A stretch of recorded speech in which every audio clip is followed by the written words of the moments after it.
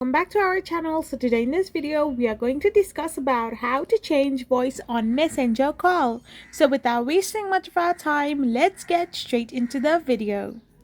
So Messenger by Meta does not currently offer a built-in voice changer feature for calls directly. So if you're going to call someone directly from the app, you cannot actually change your voice as it does not offer an inbuilt feature for it. However, if you want to change your voice in Messenger call, you can work around few here and there's and try a third-party app. So simply download a third-party app like a voice changer app, like voice mode or magic call and stuff like that, and grant the necessary permissions like microphone and speakers. And once you have done this, you can simply make a call and you will be using this app integratedly with the messenger app, which will allow you to simply change your voice on your call on messenger. I hope you found this video helpful, so don't forget to hit that subscribe button and do give us a thumbs up.